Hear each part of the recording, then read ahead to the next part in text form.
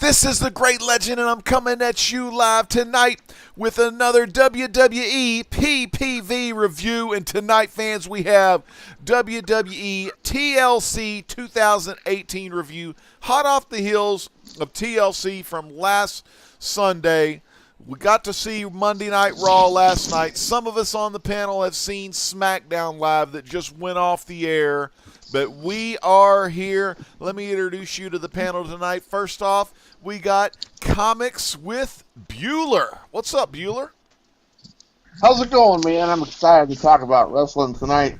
I didn't watch either tonight's show or yesterday's show, but I did watch the pay-per-view, so let's talk about it. Man, that's what it's all about. And next up, we got from the Comic-Core. Actually, we're all from the Comic-Core. But we have Comic-Core Chad in the house. What's up, legend? Man, it's great to have Chad with us tonight, ready to talk some wrestling.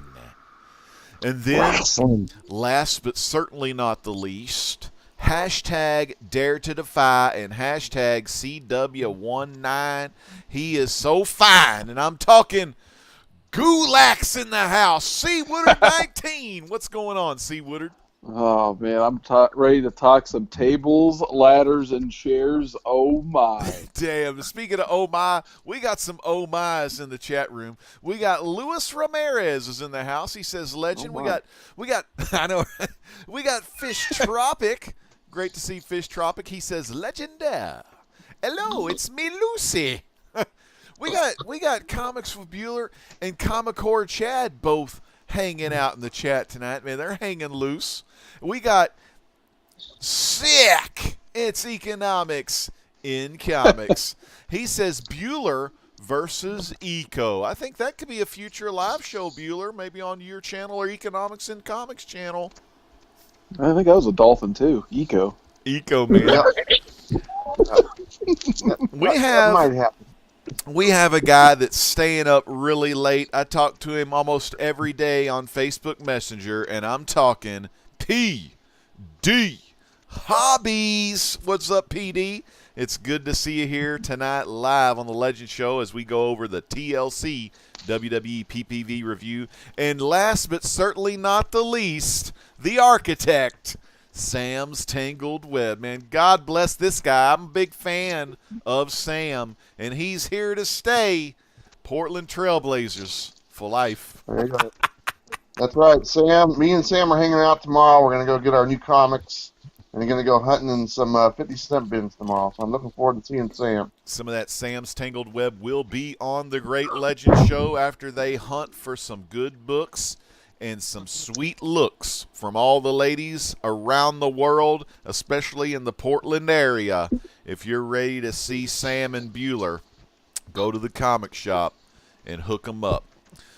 Damn! We're actually going to Vancouver. Ooh, a little VC on the LBC. Vancouver, that's the place to be. Go see some Stephen Amell, maybe act in some Arrow, CW. You know what? TLC WWE 2018, a lot of hype around these matches. We're going to start out with the Kickoff show, and everyone knows, Woodard, you do love the Kickoff show. What did we have? What kind of championship match was on that Kickoff show? We had a Cruiserweight Championship match from 205 Live, so pre-show match number one was Buddy versus Cedric Alexander. So, unfortunately, it was a little bit of a short match, and they like to cut the commercials now as like one of their new gimmicks on the pre-show, but they'll keep like a picture of the actual match. So you got like them doing Hurricane Ranas on each other, and it looks like a great time in like the corner of your screen, but then there'll be like a promo for like Nia Jax or something going on the big screen, and it's like, come on. So just a couple highlights I had put down here. So Buddy, I guess it's like a normal move for him now. He does this cool spot where he like wedges the dude in the turnbuckle, and he super kicks their head into the turnbuckle when they're on the top rope. So I always thought that was like a really good move. He did it on the last pay-per-view actually he was on. So I thought that was really cool. And then Cedric Alexander, he's one of the best salesmen they got under the WWE umbrella right now. This guy, he was bumping all over the place for Buddy. The crowd was actually pretty into this match, considering it was on the pre-show, so people were still filing in. But I mean, they were going pretty, they were popping pretty good for all these moves where, they were hitting. But solid match. Buddy won pretty much clean. I would say 3.5 out of 5. I think it would have been nice if it was on the pre-show, or I'm sorry, on the main show. And given about 5 more minutes, I probably would have pushed it into 4 and 4.5 territory for me. Dude, we just got pretty solid match.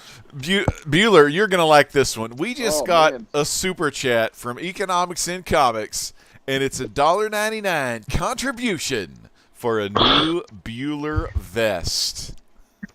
Well, he knows I like the vests, and I'm looking to add another one to the wardrobe here next year. So that's going to go towards that fund. That's what it's all about, man. Thank you so much, Economics and Comics, dude. You are freaking awesome. Man, I tell you, Bueller, I know you're a big Buddy Murphy fan, and you're kind of you were really digging Buddy Murphy back when they were at the old Australia show at Melbourne. What did you think about the Kickoff show match with Buddy Murphy and Alexander? You know what? I wish this match would have been on the main card. Mm-hmm. And wasn't the last Cruiserweight title match on the main card? And it was like one of the matches of the show? Yep. So they should have moved it on to the main card. And one thing I noticed, there was a lot of matches for this pay-per-view. There was 12 matches. This was like a SummerSlam or a WrestleMania card almost, as far as how many matches there were. So I was a little surprised. I enjoyed it. C. Wood was saying, the Cedric Alexander, he takes those bumps, and he's got that whole ragdoll thing going on, to where he'll land and his body just looks like it doesn't look right. Yeah. Yeah. He does a great job in selling for people, and then of course Buddy Murphy, he's really lighting it up. I got to give the guy credit. He's putting on some good matches. He's making that title, I think, a little bit more prestigious with all these matches that he's doing. And when he gets going, that guy is like a ball of energy, man. Right when the bell rings, he is going full bore.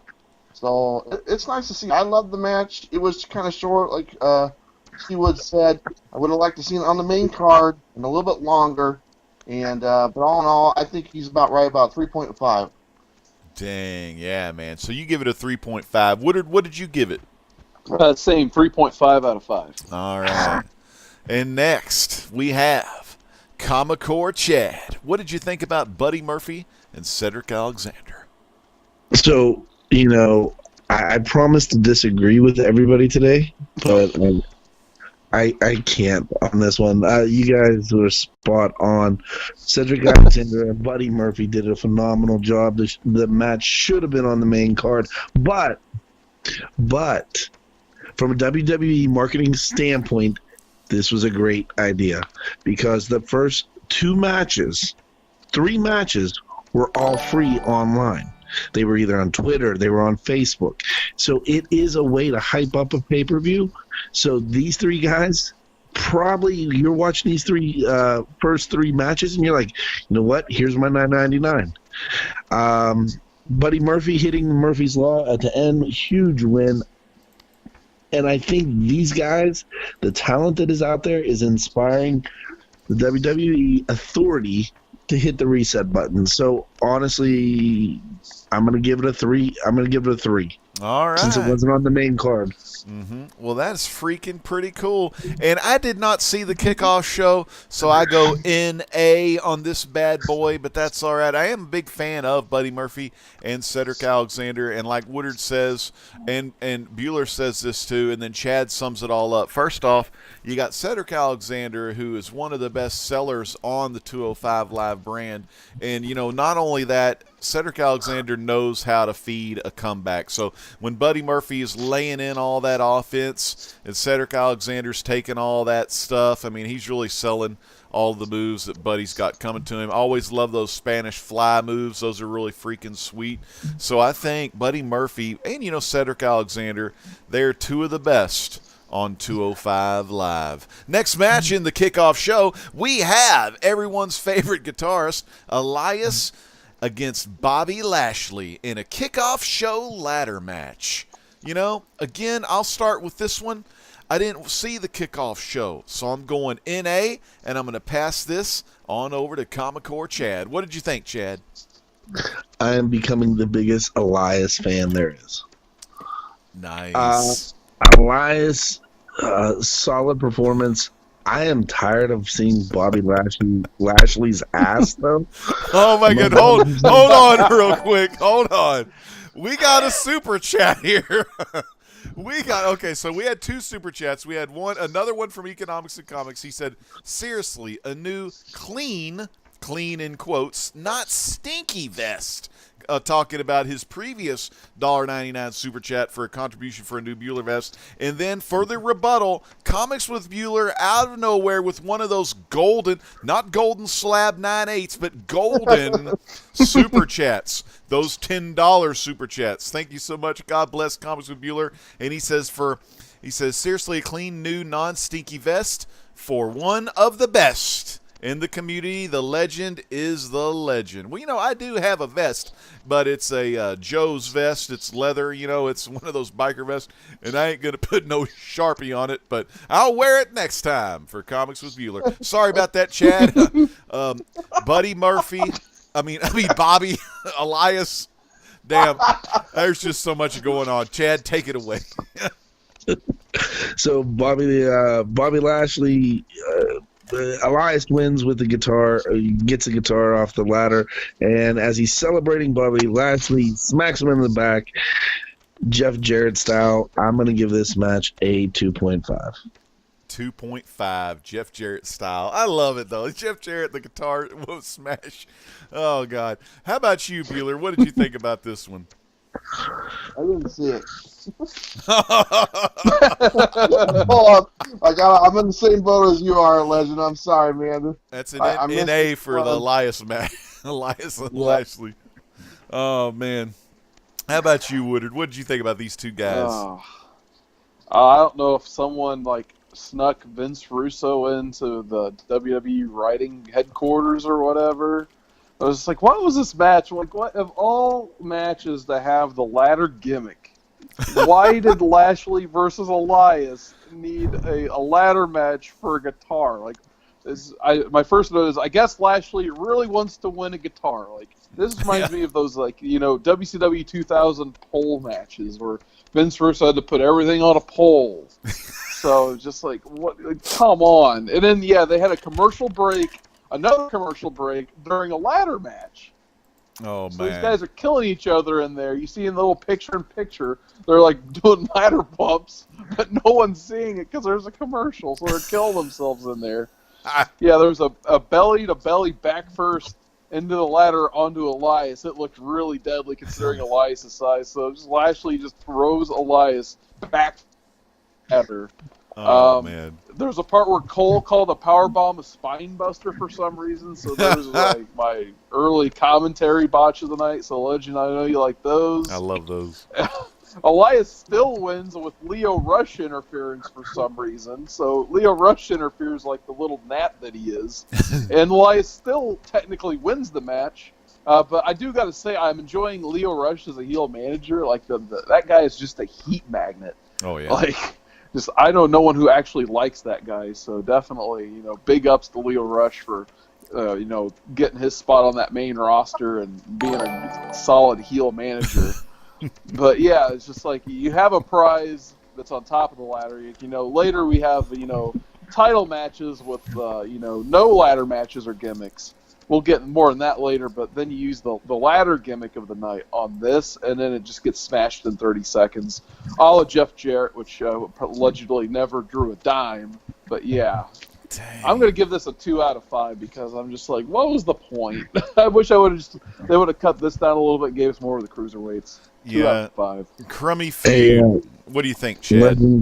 Legend, you got another super chat. Oh, let me check this thing. Oh, there it is. Economics and Comics. He says, I can smell the vest, and I live in Arizona. Love all you guys. Well, man, I tell you what, I said, oh, Economics and Comics, my friend. Thank you so much for these awesome super chats, man. And then one of these days, maybe the dream will come true. The golden vest versus the economics. The good was a stuff. stretch. I know. That was a stretch. That was like a Stretch Armstrong right there. I'll allow it. Oh, my goodness. But thank you so much, Economics and Comics. We do have 9 watching. Thank y'all so much for watching right now. We just have gone over the 2 kickoff show matches of WWE TLC 2018. Now we're getting into the good stuff. I want to open up with this one. First match of the official card of TLC. R-Truth and Carmella against Jinder Mahal and Alicia Fox in the Mixed Match Challenge Season 2 final. And the winner of this gets to go on their a WWE paid vacation wherever they want to go. And I think maybe they got some money or something. But I'm going to go ahead and start with this. I'm so glad R-Truth and Carmella made it to the finals. There have been a lot of injuries in Season 2 that has changed how the whole Mixed Match Challenge is going to go. People with new partners, things of that. But R-Truth and Carmella, and then Jinder Mahal and Alicia Fox, those were their partners from the get-go. Loved this match. It had a lot of fun to it. Carmella was awesome. Carmella, I think, I get reminded of her in NXT. Like, I don't think she was that great, but man, she's really stepped it up on SmackDown. So I love watching Carmella. And one of my favorite wrestlers, my babyface wrestlers, is R-Truth. Ron Killing's the Truth. I love R-Truth. He's still so athletic, so good, and he's real funny. He's got a great mic skills. So I'm glad they won the match against Jinder Mahal and Alicia Fox. I'm going to go ahead and give this a strong 3. I'm going to go ahead and say 3 stars. 3 stars. How about you, Woodard? What did you think about R-Truth, Carmella versus Jinder and Alicia Fox? All right, so first, a big shout out to my boy Sunil Singh. Glad he got a pay-per-view appearance. Mm-hmm. Another weird thing, I was surprised they had no Corey Graves on commentary for this match. They seem to have a revolving door of commentators all night. And just to see, no Graves has always concerned me because we've gotten so used to him with every main roster match at this point. Yeah. They had the guy who does, I always forget his name, but they had the guy who's on like 205 Live is their main commentator. So they really don't even have a color commentator for this match, except for I guess Renee was there. But she's still getting used to things. I'm not usually a fan of the dance breaks, but then the Singh brothers got involved, and that got a chuckle out of me. So I guess overall the match did its job. And at least this match had 2 teams that actually started the Mixed Match Challenge. Because that thing, I haven't really been paying a lot of attention to it, but it seems to be a real mess this season with injuries and people subbing themselves out. And there's a lot of teams that started that aren't even there anymore at all. So, Mel and Truth, when number 30's in the Rumbles, we were speculating before we started that R-Truth will be number 30 in that women's Rumble. So I can't wait to see him try to come out, and Carmella's like, no, that's my spot. So that'll definitely be a lot of fun. And I hope, I'm a little concerned because they actually had a match on SmackDown. I want to know when Truth and Carmella are taking this vacation to WWE headquarters, because that's going to be awesome. I hope it's kind of like when Stone Cold Steve Austin did his trip to the headquarters and started doing boardroom conferences where he was throwing out beers and fixing paychecks. So they changed Shane McMahon's check to the beer budget, stuff like that. So I'm really looking forward to that. But overall, the match was okay. But I would think this match should have been swapped with Ambrose and Rollins, which we can get into a little bit more later. But overall, I'm just going to say 2 out of 5 because it was more of a segment than a match to me overall. And, they always had the classic dance break as well. Hey, Chad, what did you think about seeing the Truth one more time? You know what? I on a more serious note, I was really happy to see. I know he hasn't been on the air for a while, but I was really happy to see little Jimmy. I know he had a raw. It was nice to see him walk out with them. I know he had some issues, and I'm happy to see that he overcame those issues. And it was nice to see little Jimmy with them. But on a more serious note, R-Truth. I mean, the guy's a legend, dude. I mean, the guy, his gimmick is getting things wrong. So the fact that they won the match, they're going to Stamford, Connecticut, and they each get the number 30 spot in the Royal Rumble. Man. I think we already know that R-Truth is going to be number 30 in the Women's Royal Rumble. And I mean, y'all totally called that right there. So, I mean, R-Truth, I mean, what can you say? And Carmella, she's doing really, really, really good. I think she plays well when she has somebody with her, just like when she was in NXT and she had Big Cass. So, I'm going to give this match a 2, just because it was also on Facebook. Oh, the 2, poor old Truth. Hey, how about you, Bueller? What did you think about this match? Oh, it was stupid. This match was dumb. I mean, it was a dumb match. I mean, I didn't care about this whole mixed match challenge thing that went on. I don't, like Seawood was saying, I don't know what teams were what or what was going on, because everybody was either dropping out or subbing out or getting hurt, and they didn't want someone to take a loss. So I didn't care about this match at all. It was dumb. I don't like any of the people that were in the ring. Oh. And even little Jimmy. I don't like little Jimmy. And I don't like Big Cass' ex-girlfriend. She needs to go back. Big Cass. I know he's lonely. He just fell over the other day. He had a little heart attack or something. Oh. He did have a seizure. She needs to get over there, give him some love. And the former member of the 3MB, I don't know what he's still doing there. He's still in the ring. And then you got his little friends, and they're dancing around. And then what's the other girl, Alicia Fox? Give me a break. She needs a new job. New job for her. Okay? Oh, man. And All right. so both of these people, I'm not done. I'm not done. Damn, Bueller. Got me all riled up. Oh, he's running wild tonight. But so the stipulation was whoever wins gets the number 30 spot in the Royal Rumble, okay? Mm-hmm. For both the women's and the men's. I'm sure they'll probably do something different. But really, that ruins the number 30 spot, because it's always been the last spot. You're always sitting there like, who's it going to be? Who's it going to be? Now we already know. So there's not going to be that, oh, there's a Rey Mysterio or there's someone else coming back. So I think they kind of put themselves in a hole with this whole thing. And I give it a half star out of 5. Whoa. Can I say something real quick about that number 30 spot? Mm-hmm. No. I think it's a good move to reveal the number 30 spot, because like the last 5 years, whoever's came out at that dreaded number 30 spot, you know, they could be the biggest or the second biggest babyface or whatever, but they will get booed because they're not a surprise legend, because they're not, you know, Daniel Bryan returning from injury or whatever. So I think that's kind of what they're thinking is like, well, if we get someone like R-Truth, the crowd's just going to be like, yeah, okay, here's R-Truth, instead of be like, I keep thinking you said Rey Mysterio. Remember that time Rey Mysterio came out at number 30 because everyone really wanted Daniel Bryan, and it wasn't Daniel Bryan, and Mysterio got heat for that for like a year straight from the fans. Yeah, he did. So I think it's totally fine that we know who 30 is. Well, here's the thing, though. There's some really big names that are associated with other promotions right now that their contracts are coming up at the end of the year, to where these guys would be available to sign with the WWE and make an appearance at the Royal Rumble. Some big names, some of the biggest names that are, you know, that are not in WWE are going to be freed up here in like a week and a half. So that's kind of where I see that coming in. So I don't know. I'm very upset. I'm frustrated. I just want to move on to the next match. I don't even know who wrestled the next match. It was probably.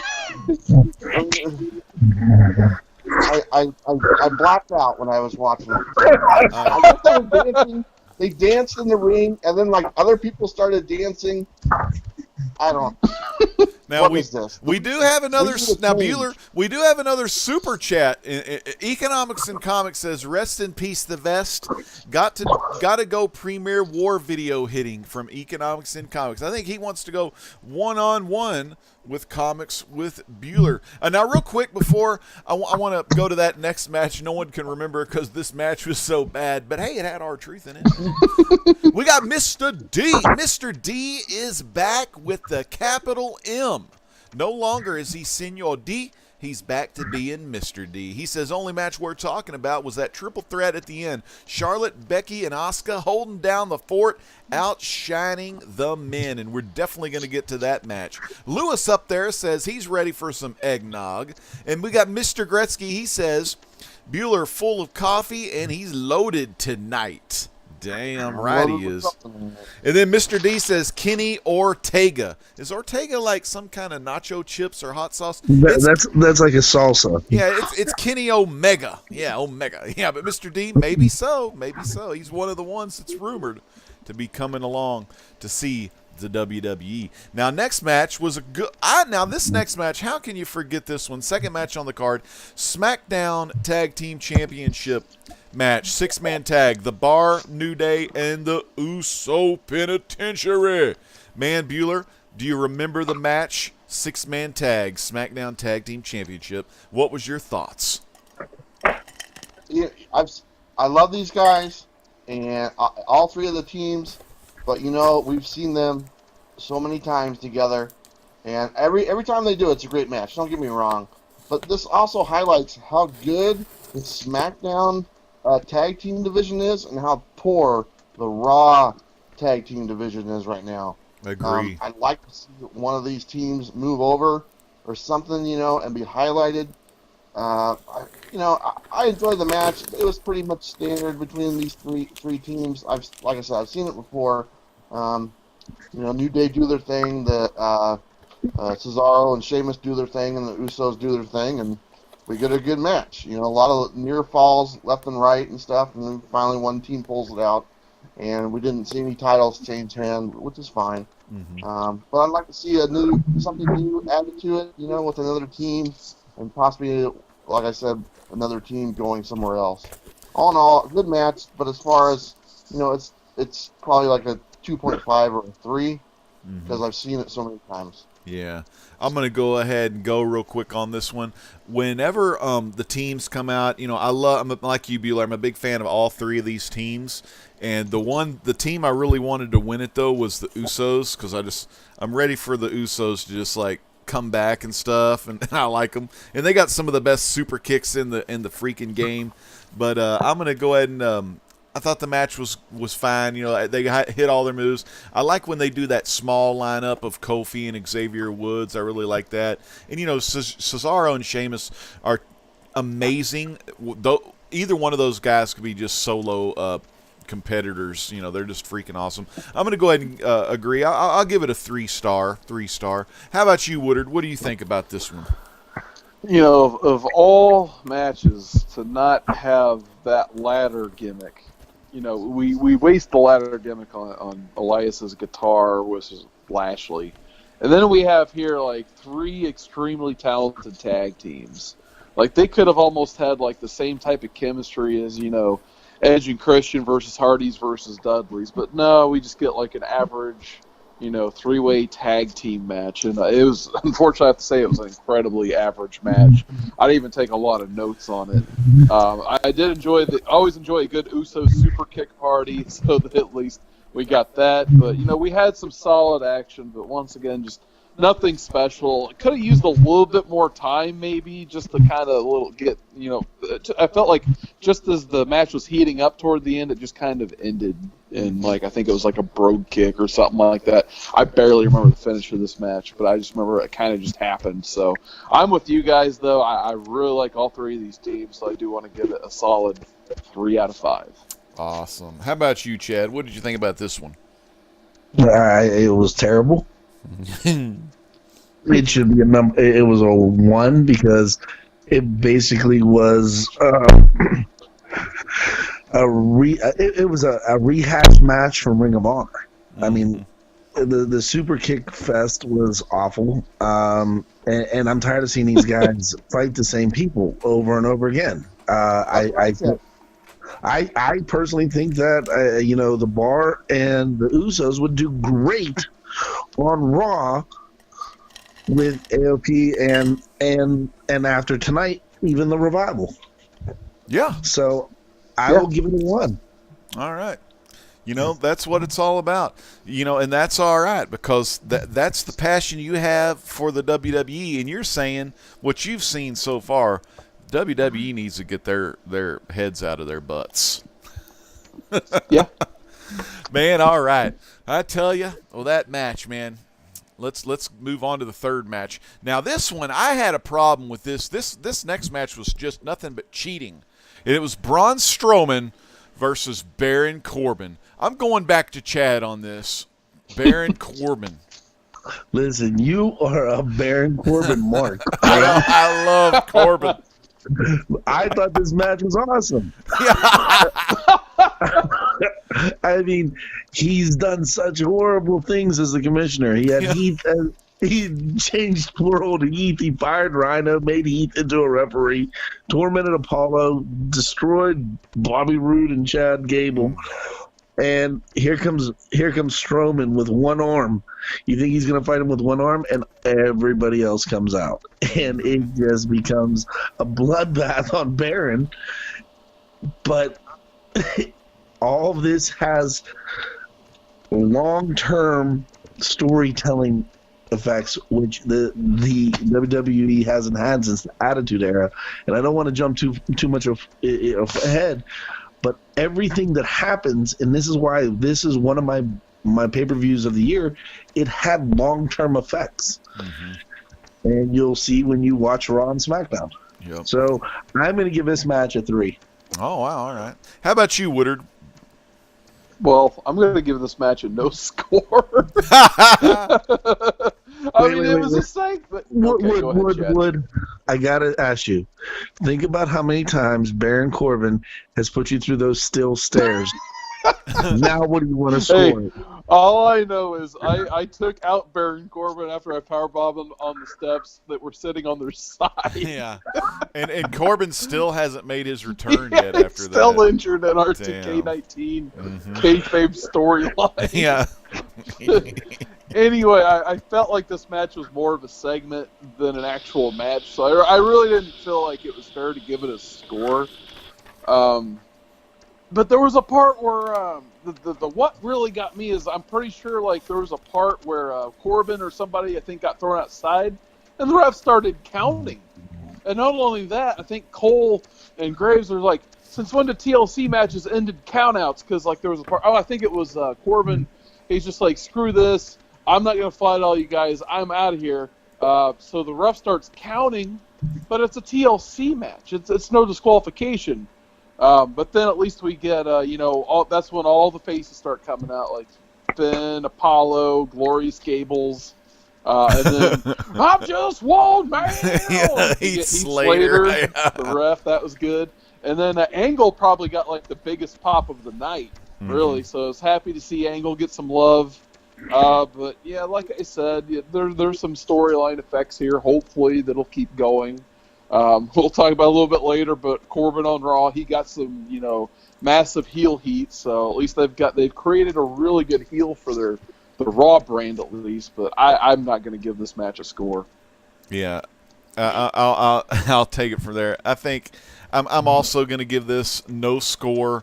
Baron Corbin shaved his head for this company, and this is what they're doing. They're just gangbanging like one of the best big man wrestlers that they have, and see so underutilized just because they have that dumb Strowman there and Lesnar there and all these other big idiots.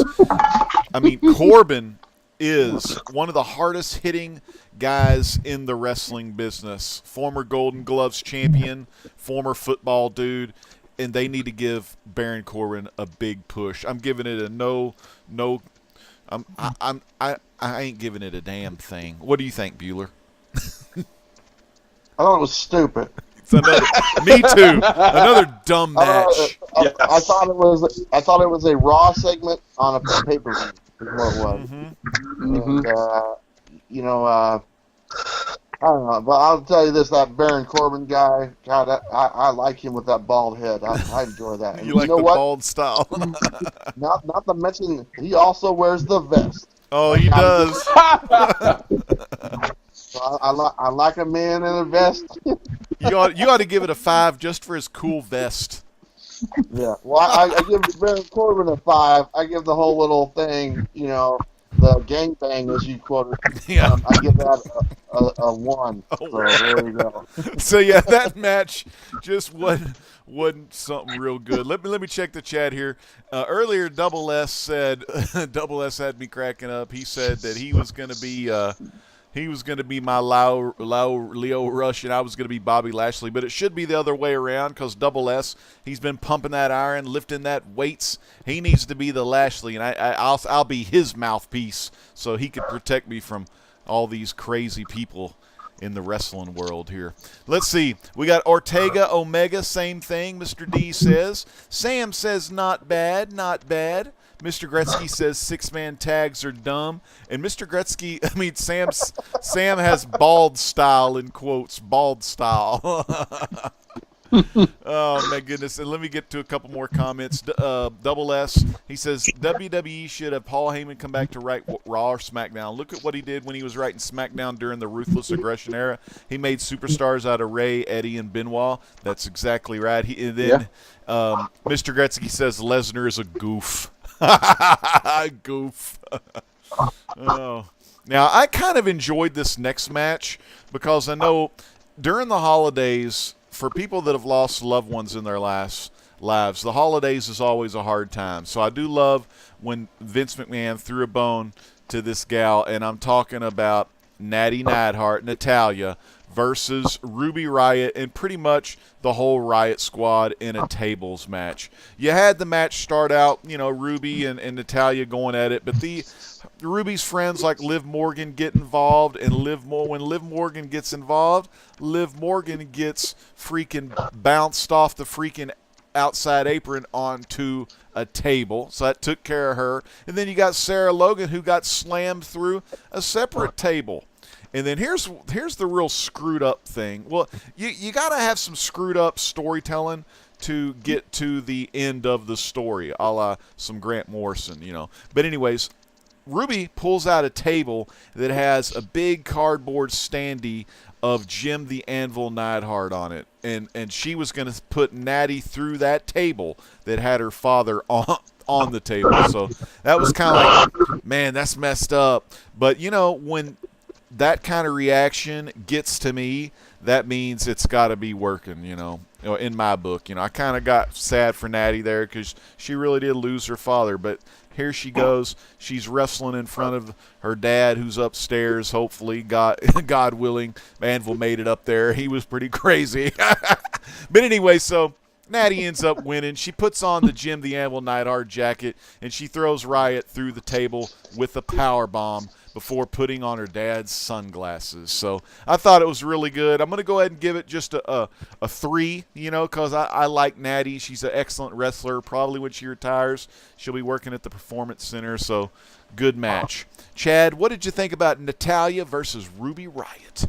I thought it was terrible. Aw. I thought it was absolutely tasteless. That they're making fun of somebody's death over that. I mean, it's almost as bad as when they called out the Flair son that passed away a couple months ago. Mm-hmm. My problem with it is, that's a nostalgic era, and that's one of the Hart family. So I got a little bit of a problem with that scenario, but I think Natalya, she's terrible. I don't think she's a great women's wrestler. I think Ruby's okay. She sold some stuff. There was a lot of botches in this match, but yeah, this match was probably 5, 10, 15 minutes too long. Damn. So I'm going to give it a 0. Damn! All right, a 0. All right, how about you, Woodard? What did you think about Natalya and Ruby Riott? Well, first I was putting in my notes when this match first started, like, why is this on the pay-per-view? If at best it should have just made the pre-show. But, as the match went on, it started to, I started to warm up to both ladies. I was happy to see, Natty, she's the grizzled veteran of the women's division. Nice to see her finally get a one-on-one pay-per-view match. I couldn't tell you the last time that happened. Just a few funny notes about this. Like, I thought it was really funny. You know, Ruby does the whole thing with Anvil on the table and that stuff, which I do kind of want to say. I feel like Anvil would have been the type of guy to appreciate, you know, being used in this type of storyline, just because, you know, wrestling's so carny that, you know, they're just like, and then he's helping get his daughter over to even post-mortem. So I think Anvil probably would have appreciated being part of this feud. But I was just like, what does it say when Natty pulls out a table with Ruby on it?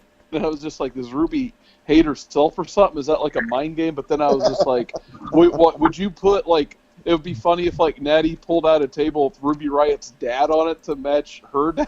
Mm-hmm. It's just some average dude. So that was just a dumb thought I had earlier today. I was just like, felt like just throwing it out there. But just seeing I was just like, well, why are the Riott Squad here? And we learned why when Liv went through that first table. I don't even know if she took that bump right. She sounded like she was breathing really weird after going like ribs first into a table, so that looked pretty deadly.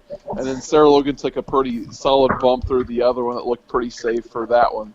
So once again, a little bit of love toward the Riott Squad. They're trying their best, at least. They're not the greatest performers, but, you know, they're still gelling as a three-way team for whatever reason in a singles division. But anyway, not a bad match. Once again, good to see Natty get, you know, a good singles victory based on what happens on Raw. Looks like they're trying to push Natty a little bit, which, in my opinion, deserves a little bit of that. But I'm going to give it right down the middle, 2.5 out of 5. All right. And Bueller, Natalya versus Ruby Riott tables match. I would have to agree with Chad. I think that this is, you used the word tasteless, and I think that's probably about right. This type of storyline is uncomfortable to watch. I just like with the Flair son passing away, they did the same thing, you know, and with Natty's dad passing away, just, you know, it wasn't more than 2 months ago, was it? You know? Yeah. I think it was too soon. Yeah, it's just like I think too soon. But it's just uncomfortable to watch. And you know, that aside, as far as the match went, you know, there were some botches in it. I like Ruby Riott. I think she needs to get some more away from her team. Really, I think she'd be great by herself. I'm over Natalya. You know, I think she should go to somewhere else as far as like a different point in her career. You know, like a commentator or a trainer or something like that. You know, and you know, I'm not trying to be mean, but it's just like you've seen her a lot so much, and it's just like, oh, okay, I get it. You know, that's her thing, and I've seen her moveset the whole time. You know, it's the same moveset. Yeah. Every single time. So that gets a little old. So all in all, I didn't think the match was that great. There was that really sick time that one girl went through the table. What's her name? Liv Morgan. Liv. Yeah. Yeah, that looked like she hurt herself. I was like, man, she doesn't sound right, you know. And she just got a concussion like 2 months ago from one of the Bella botchers and stuff.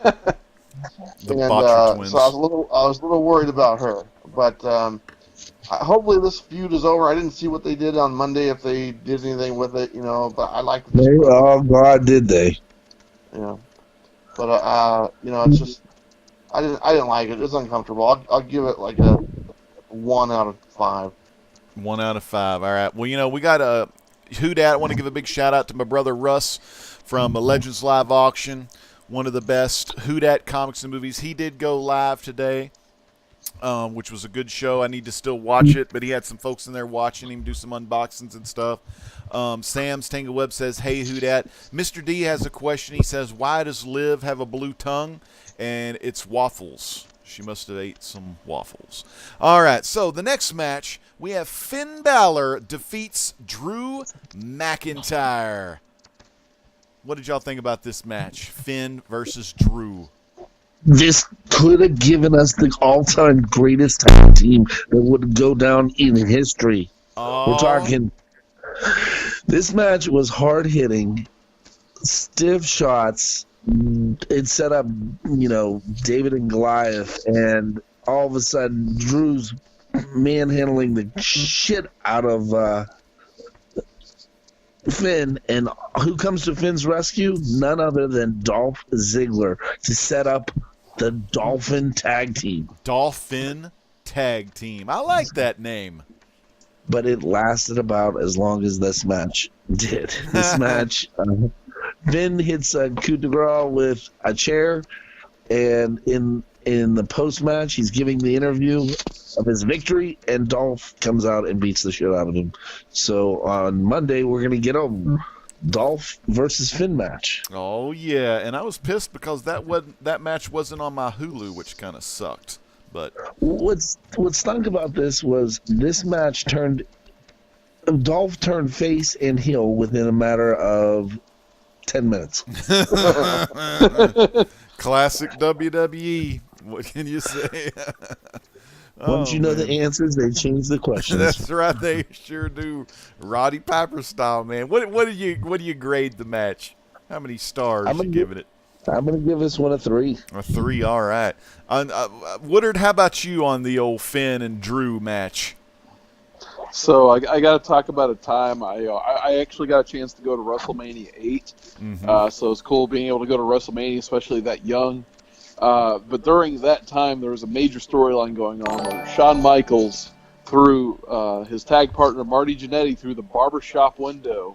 Or as Bobby Heenan says, Jannetty jumped through the window trying to get away from Shawn Michaels. One of my favorite calls of all time. But anyway, the one thing as an 8-year-old I was pumped to see is like, cool, we're finally going to get to see Marty Jannetty get revenge on Shawn Michaels. So Shawn Michaels comes out for the opening match of WrestleMania 8, the new sexy boy gimmick.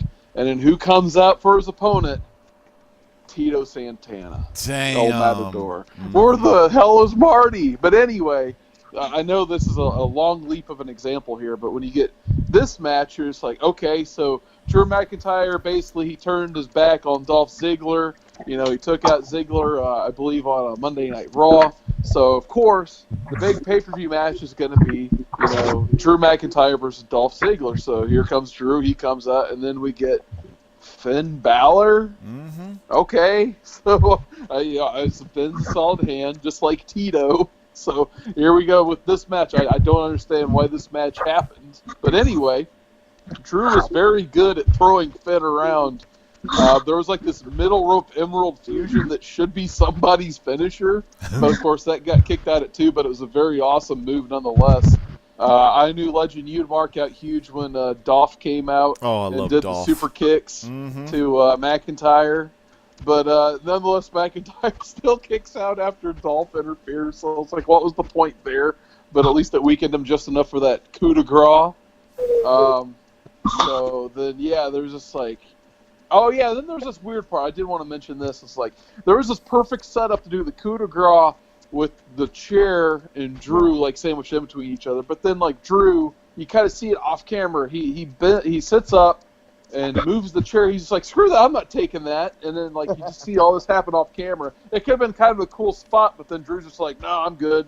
And maybe he's thinking, like, oh, that might hurt Finn's knees landing on that or something like that. I don't know. Thought it was just a little bit of a weird spot they couldn't cut away from in time. But nonetheless, once again, solid action. They're 2 solid hands right now in the WWE. Hopefully, McIntyre losing here doesn't break his momentum because he's been on fire lately. But I'm going to go ahead and give this a 3.5 out of 5. Man, how about you, Bueller? What do you give this one? Finn Balor and Drew McIntyre. This match I really enjoyed. I love these 2 guys. They work well together. For one, Finn Balor's chest looked like hamburger at the end of this match. I mean, it was tore up. They were hitting each other with everything they had. And they're both great wrestlers. It's so cool to see Drew McIntyre back this version of this guy. It's awesome. Put a title around him. He could be the world champion type thing. He's that close. If they give him a little bit more push and put the attention behind him, he could carry that belt and carry it very well. I thought the match was really good. What are you talking about? The ending when the chair was in the ring when he hit the coup de grace? Yeah. I saw the referee grab the chair as well. He pulled it away. Okay. I didn't see the ref do that. Yeah, it was like it looked like Drew was trying to set it up, and then the referee grabbed the chair and pulled it away, type thing. So I noticed that too, because I thought, oh, that's kind of a cool spot. Dolph Ziggler making this presence known. I love that guy. He's been the world champion a couple times. I think he's still undervalued for everything that he does. So anytime I get a nice little quick peek of the Dolph Ziggler, I'm happy. But great match, a lot of fun. I could see these guys wrestle for another 15, 20 minutes in the same match, and I'd be just as happy. I'm going to go ahead and give it a 3.5. All right, man. I agree with Bueller. I'm also going to give this a 3.5. I love Finn Balor. I love Drew McIntyre. It's like Bueller said, this guy's got gold written all over him. It's just a matter of time before WWE puts either the Universal title or the WWE title if he slides on over to SmackDown, which I would really like to see that because, as long as they have Lesnar, I mean, you're always going to have that damn guy taking up a spot on Raw, So I loved how Ziggler came out to give a little, payback to McIntyre. So I thought that was really good.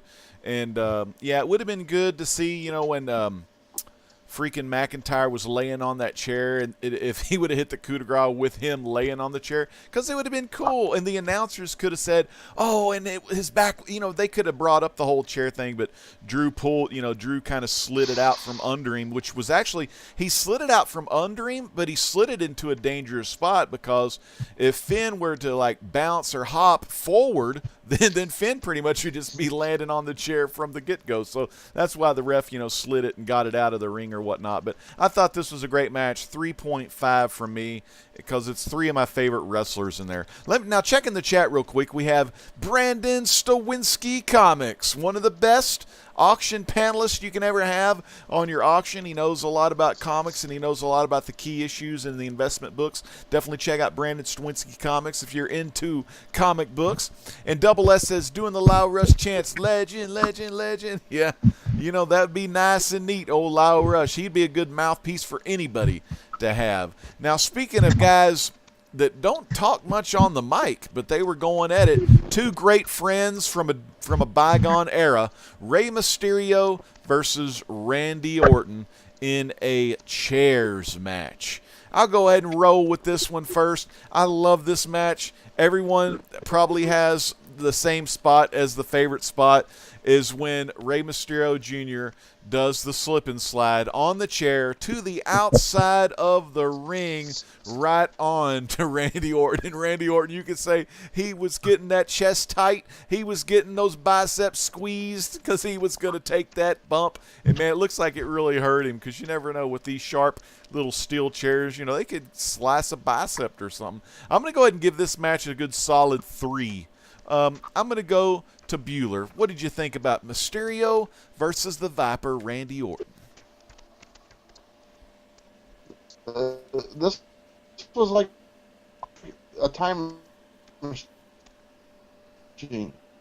The furry thing that Ray has on the top of his head now, which I don't know what that's all about.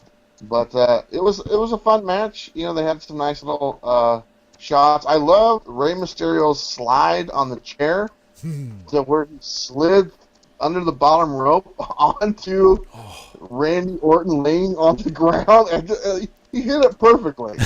And I hadn't seen that before, so that was a great spot.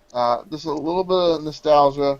Love these two guys. Obviously, very they know their craft. They've been doing it a long time. A good match, and I'd say as far as a grade, I'd probably give this one also a 3.5. Awesome. How about you, Chad? What did you think about this match? This would have been a great final match for SmackDown. Mm-hmm. So, I loved the slip and slide under the rope, but I'm gonna say a 2 at best. 2 at best. How about you, Woodard? Did you like seeing these old guys going toe-to-toe with the chairs?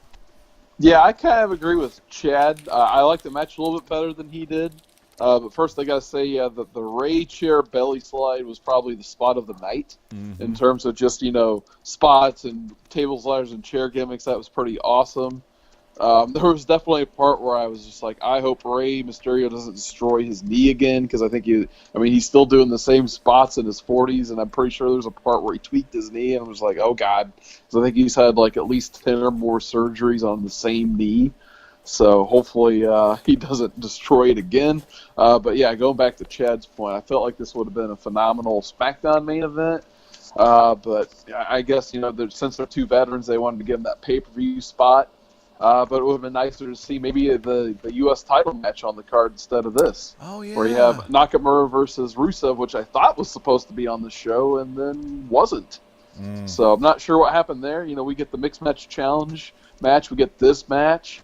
But no U.S. title. So I want to give this a 3 out of 5 overall, though, because, Rey, he still looks like he's young and going, and I do enjoy Randy Orton's current character still, but they kind of need to figure out something else for both these guys to do, in my opinion. Oh, man, I think so. Good stuff, good stuff. Checking the chat. We still got Sam's here. He's coming at us live. He goes, oh, yeah. It's good to see Sam, and we're excited to see Sam's Tangled Web, who will be live tomorrow with Comics with Bueller. So I'm pumped up for that. I love when Sam is hanging out with Bueller, because Sam brings out the best in the man who wears the vest. Carrying on to the next match, we have got the cool, the classic, the botcher, Nia Jax. It ought to be called Nia Jax, the Mad Botcher. Instead of Mad Butcher, you got the Mad Botcher. Versus Ronda Rousey for the Raw Women's Championship. Man, oh man, I'm going to go with Bueller on this one.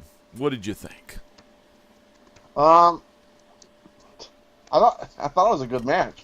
I'm not a fan of Nia Jax. I think she's the worst. Oh, yeah. I have no interest in her whatsoever. I think the only reason she's still doing it is because of her relationship with a certain other superstar, and that's really the only reason why she's there. I think her and also Tamina, I think both of them could be let go and nobody would think twice about it, type thing. But I think Ronda played really well off her. I think some of her moves, I like how she kind of climbed up her and hit some of the shots, so I enjoyed that. And take the Nia Jax away, I thought Ronda did really well in this match, and I'm going to go ahead and give it a 3.5. That's 3.5, 3 of them in a row. So there you go. So the show's getting better. Oh, yeah, it is. Yeah, it is. C. Woodard, how about you on Nia? And Rousey, of course. Not just you yourself with Nia, but with Rousey. 3-way. No, anyway. Anyway, I do want to shout out one of the few segments before this match we had tonight. We had Dolph basically turn heel again on Finn. the segment, so the segment. Interview with Finn, where you get Dolph turns heel in a segment, but unfortunately we see no R-Truth in locker rooms this month. We didn't get that one, unfortunately. I would like to see that again, continuing that gimmick of R-Truth hanging out in the wrong locker room. But anyway, back to the match. It seems like Ronda continues to get better and better. But man, does Nia continue to get worse and worse. There was this part I wanted to talk about where there was this weird Cobra Clutch arm triangle thing move that got put on Nia, but she wasn't putting her arm in the right spot. So her arm's just kind of there. So it was supposed to be a triangle that wasn't a triangle choke. So they had this move, and it was the stupidest submission I've ever seen in a professional wrestling ring. It was just absolutely ridiculous. So I'm just like, what are they doing out there? How does Nia Jax keep getting on pay-per-view? But anyway, it's Ronda did have one botch where it was kind of like a Shining Wizard type thing, where she was supposed to do a knee to the side of the head, but she didn't even come close. However, she did counter it with the step punch. It was kind of like she stepped and jumped off of Nia's knee and then did a Superman punch to Nia. So she might need to work that into a repertoire. I thought that was a really nice move. But pretty much exactly what Bueller said. Ronda continues to get better with each pay-per-view, and it shows. I'm going to give this one right down the middle a 3 out of 5. Yeah, I'll go. I really like this match. Like y'all said, Ronda is getting better and better. I was so impressed with this. Well, with Ronda's part of the match, I was so impressed. I was telling my wife, I was telling her like how Ronda's improving and things like that, and every freaking week. So I'm thinking they're most likely still, letting her do her TV time on Raw, and then I'm thinking the rest of the time she's down there with that. Who's that? Who's the girl down there at the Performance Center? Who's like the best coach they got down there? That female coach. No, Sarah Del Rey. Yeah, she's probably been, making sure Ronda's looking really good in the ring. So Yeah. hats off to all the people down there in the Performance Center helping Ronda out, man. She's just like I said, just getting better and better, and really just great talent for freaking years to come. Because she's already a movie star. She's been in a lot of movies. I mean, I think this is the perfect career choice for her before she wants to have kiddos if she wants to do that route. But I mean, WWE movies, living the dream, man. That's what it's all about. I'm giving this one. I'm actually gonna go 3-5 on this. I was gonna go 3, but I'm gonna go 3-5 because Ronda's just impressing me all the time. Chad, I'm gonna let you do the last but not the least on your favorite botched beast. What did you think about Nia tonight or the other night? So I'm going to start off. This match is a 3.5 for me because Ronda's getting better and better. And the reason I'm giving it a 3.5 is the same reason when Lesnar goes up against the big boys, it felt real. The match felt real. There's a little bit of a storytelling there. If you buying that these are hard hits and Ronda's doing her thing, it felt real. With that being said, the reason I'm giving it a 3.5 is not what happened in the ring. It's when Becky punched Nia backstage. And again, I remember that. That was awesome. But this is storytelling. This is long-term storytelling that is occurring here. And it reminds me of an actual, like when wrestling was good, the Attitude Era, the story from Raw led into SmackDown, led into the pay-per-view, then led all the way up until WrestleMania.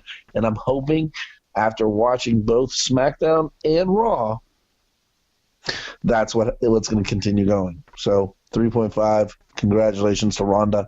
You're getting better. And she's putting in the work. She is. She really is. Awesome freaking competitor. She's got the passion. She's got the fire. She's got the heart. She's got the desire. And hopefully she has a long career and doesn't wrestle Nia anymore because it's just too damn risky, But next match we have, let's check this one out. It was, I had it on paper here somewhere. Oh, yeah, you're right. That little part at the end where Becky just like lays her out. That was freaking, as Economics and Comics would say, that was sick. Now, this next match, we're starting to get some good matches here. Daniel Bryan against AJ Styles, two of my favorite wrestlers of all time, going toe-to-toe, just putting on a great freaking match. I loved how the match starts.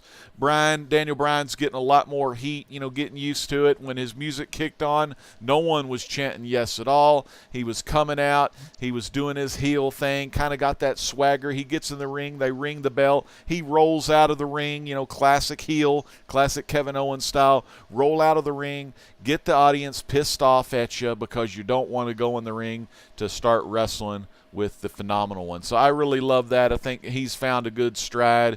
He's been fighting some cruisers lately, giving them a platform, which I thought's been really cool. So yeah, and I just love AJ. A lot of the moves I liked, and I didn't know, it could go either way with these guys all the time when they put on a match. And here's another thing I love about Daniel Bryan was he was taking some big time bumps. He was selling a lot of moves, and he has that in-ring psychology. You could see it a lot of times during the match where he would just look at the audience and do something to piss them off even further. So I really freaking love that. And I want to give a big shout out. He's here again. Economics and Comics. Bueller's vest does not need hanger, it just stands up on its own. That sounds like one of them Chuck Norris's. And I also want to give a big shout out to Jesus VM, who subscribed about 5 minutes ago. Jesus VM, he came up on the screen. So Jesus, man, thank you so much for subscribing. And I'm going to go on Economics and Comics for that generous $2 super chat. I'm going to go to Bueller because Economics and Comics says your vest doesn't need a hanger. It can stand up on its own. Bueller. Dude, I was making sure my mic wasn't muted. Speechless. Man, he is speechless. That's all right. Bueller's probably got Sam on the phone, doing that party chat line. And that's just okay. That's all right, and that's fine. We're going to go to the Seawood 19. Take it away, Seawoodard. Oh, man. Finally, AJ versus Daniel Bryan. Like the main match we've wanted to see on pay-per-view, I think, since Daniel Bryan's came back. I do have to shout out just heel Daniel Bryan's been so good, in my opinion. As soon as the bell rings, he goes to the Hollywood Hogan School of Psychology. He just goes right out of the ring, starts hot dogging, grandstanding, starts chewing out the fans. Great heel work instantly right there for me. I don't know if it was on the pre-show or just like a .com exclusive, but Daniel Bryan cut this like awesome, kind of hilarious promo with that Carrie Kelly and the other dude that usually works with her on the .com things, and they just ask him a simple question, and he ends up ignoring the question and going off on this whole rant about how he doesn't like the WWE universe, he doesn't like the commentators, he doesn't like Carrie Kelly because just every reason possible. And he even is like, I don't like the new T-shirt that WWE.com gave me because it wastes resources. You see all the stuff I'm wearing now? This is all secondhand bought from a store. And then I'm going to take the WWE title and I'm going to make it vegan-friendly leather. So he's now using vegan-friendly leather as a heel taunt gimmick. So I absolutely love that.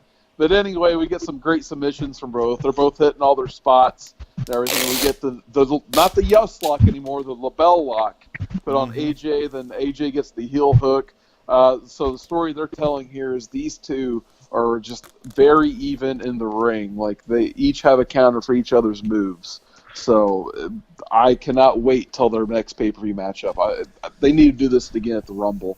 Maybe if they want to turn it up a notch, maybe get Samoa Joe out of Craft Services, get him in a triple threat match for the title. Then way we can get more of a yo Wendy. So get Joe back involved in the main event scene one more time. But other than that, yeah, I mean, I was happy it kind of ended a roll up because no one really loses their heat. We're going to get a rematch probably at the Rumble. Overall, enjoyed what I saw. 4 out of 5. Oh, man, a 4 out of 5. That is pretty awesome. How about you, Chad? What did you think about Daniel Bryan and AJ Styles? Well, I think we got Bueller back. If you want to let him jump Hey, up. Bueller, you back? Hey. Yeah, Bueller, what do you think about AJ and Daniel Bryan, man? Do these two guys need a vest or what? Because Economics and Comics, another super chat where he says, fatality. And a big shout out to, we have an actual professional wrestler in the chat right now, and I'm talking Eli, Easy E, the Game Hunter. Man, E, it's good to see you tonight, but we're back with Comics with Bueller.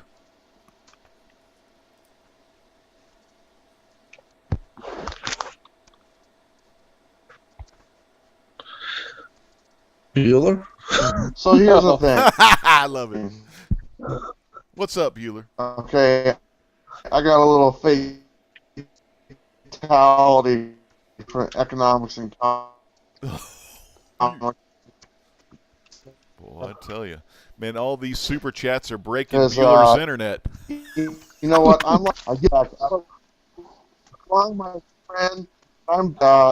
Didn't mean up. I got those guys are great together. I'm surprised it wasn't like a TLC match. It should have been allowed to see those guys. I know, man. I think it It's a should have been TLC pay-per-view. TLC. That's right.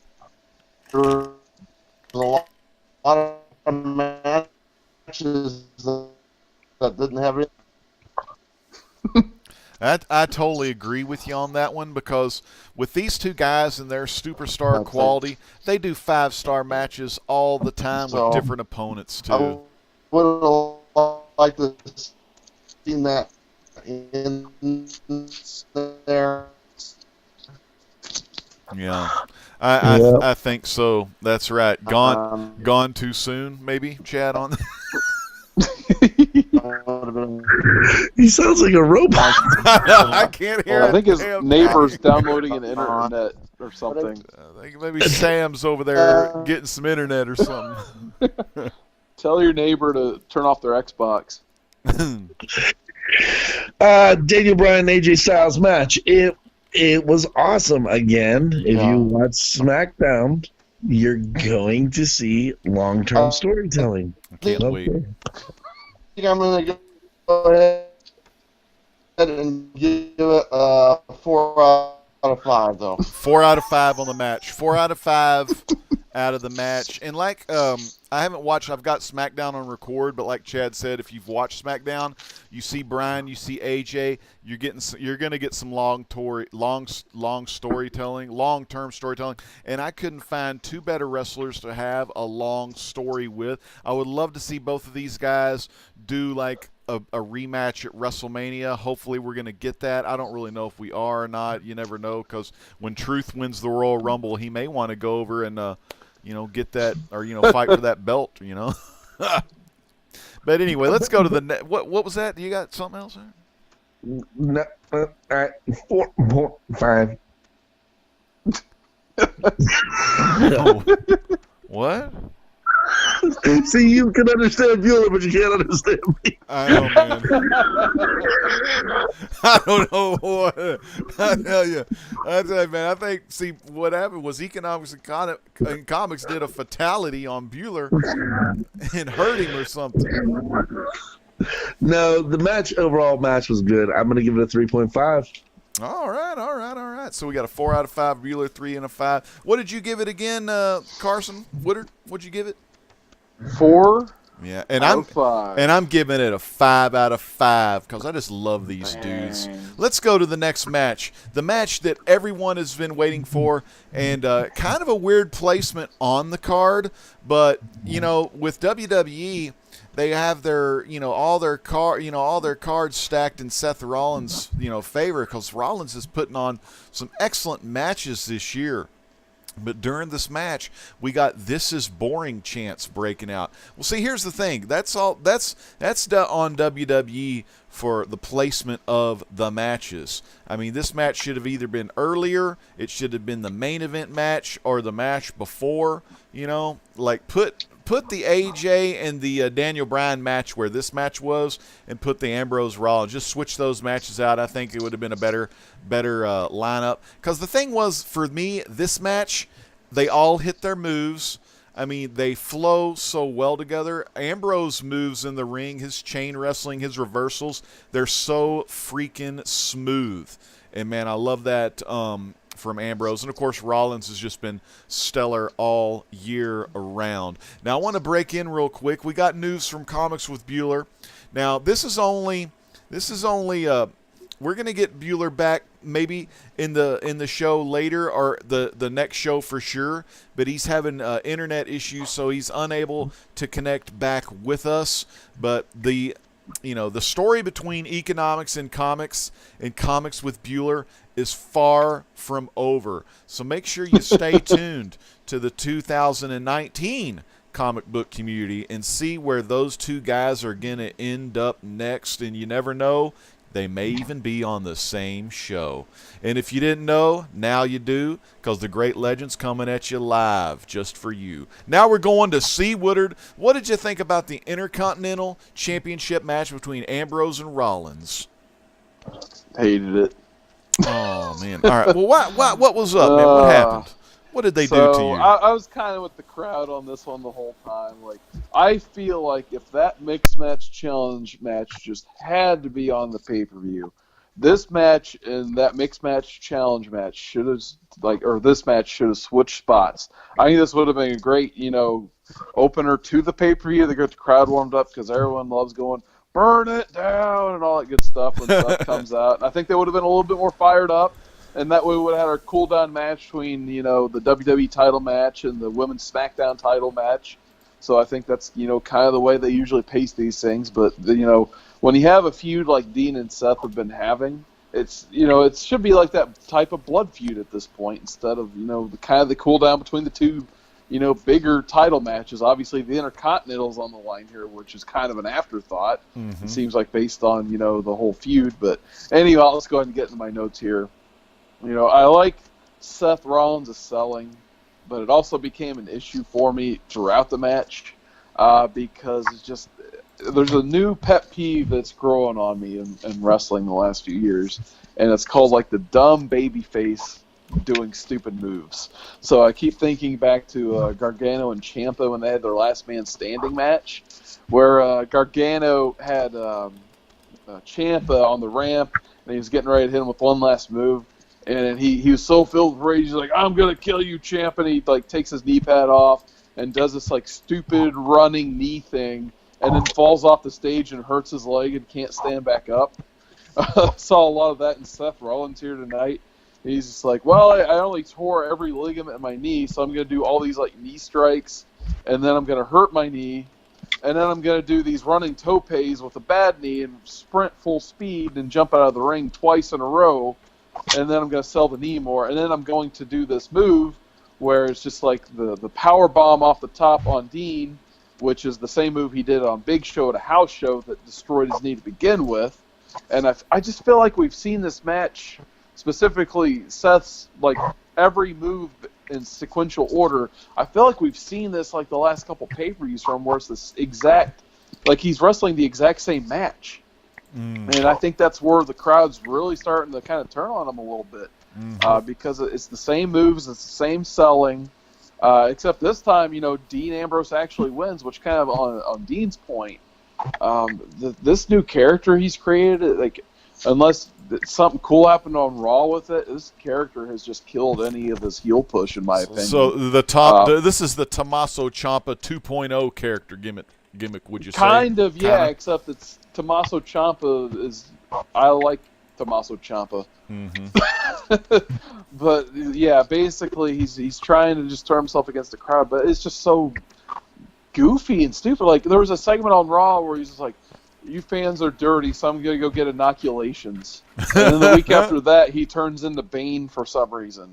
So, and they add sirens to his theme. So I don't understand what they're doing with this character. It just makes zero sense. They could have just stuck with the lunatic fringe character, and that would have been a good enough heel character for me at least. But I'm just like, you have Dean and this weird new character that's just, it's not getting over with me. You have Seth, who's just, he's just, the moves he's doing are just ignorant because he's destroying his knee. And then, and then the other stupid thing I wanted to point out, Dean gets this buckle bomb on the outside, which is what killed Finn Balor way back when. But you see, he's looking right at the camera, which is a big Kevin Dunn no-no. And as soon as he sees the camera, he closes his eyes because his eyes are supposed to be closed and he was supposed to be knocked out. So, kind of a little bit of a missed spot there. But yeah, it's just, in terms of this feud, it should have been a blood feud type environment. It should have the TLC gimmick instead of Braun versus Corbin, which wasn't even a match. Or at least something. Give us something besides just a simple one-on-one match. And then Dean actually wins the IC title, and the crowd goes mild. The only guy I saw pop at all and do anything besides just blank stare was that Weird Al lookalike at ringside. The guy who's at ringside for every WWE show. Yeah, he always brings his big Dean fan. He always brings his mom.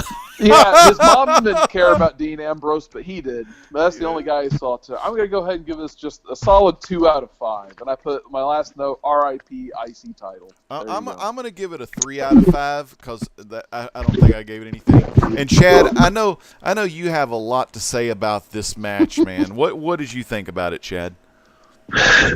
I will tell you, I thought it was a 3 out of 5. Mm-hmm. The overall too. pay-per-view. This match was better than people are letting on, and it's because, again, the placement of the match. I think we can all agree if this match was a TLC match, these cats are leaving everything in the ring. Now, with that being said, I dig what they've done with Ambrose. I'm actually, when they expanded on it this week, they even made more sense with it. And on Raw.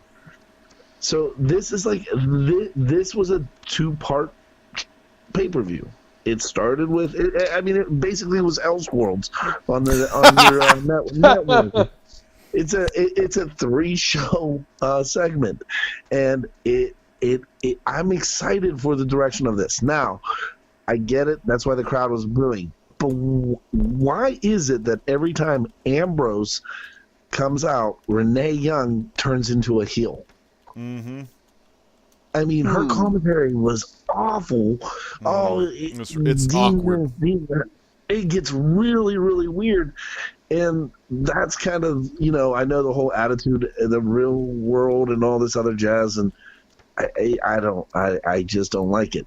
Ambrose and Seth are great competitors. And they're great talent. And I think this is going to, actually, I know you said RIP IC. I think this is going to bring a whole new dynamic to that belt. It's going to be a sought-after belt.